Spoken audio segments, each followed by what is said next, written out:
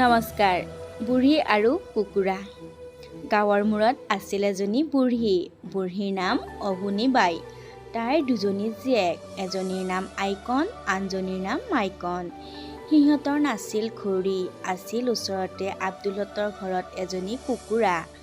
দোকমোকালিতে সেই কুকুৰাজনীয়ে যেতিয়া ডাক দিয়ে, তেতিয়াই বুঢ়ীয়ে জীয়েকহঁতক টোপনিৰ পৰা জগাই দিয়ে। নুঠিলে বুঢ়ীয়ে নেৰে, চোঁচৰাই জীয়েকহঁতক ধাৰিপাতিৰ পৰা টানি আনে।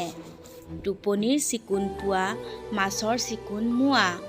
এনে পুৱাৰ চিকুণ টোপনি মাৰিবলৈ নেপায় আইকন আৰু মাইকনৰ পেটে পেটে বৰ দুখ। খঙাল মাকক একো ক'বও নোৱাৰে। সিহঁতে ভাবিলে কুকুৰাজনীয়ে সিহঁতৰ কাল হ'ল। তাই নমতা হ'লে বুঢ়ীয়ে সিহঁতক সেইদৰে বৰে পুৱাতে নুতুলিলেহেঁতেন। এদিন দুয়ো বাই ভনীয়ে আলচ কৰি মনে মনে কুকুৰাজনী মাৰি বাৰীৰ পাছফালে পেলাই থৈ আহিলগৈ। আব্দুলহঁতৰ সেই কুকুৰাজনী গঁড়ালৰ পৰা শিয়ালে নিয়া বুলি মাকক ক'লে। সিহঁতে ভাবিলে সেইদিনাৰ পৰা ৰাতিপুৱা ফষ্টি মাৰি শুব পাৰিব। কিন্তু কথা আওপাকেদিহে গ'ল। ছোৱালী দুজনীয়ে বিপদ নতুনকৈহে টেটুত চপাই ল'লে।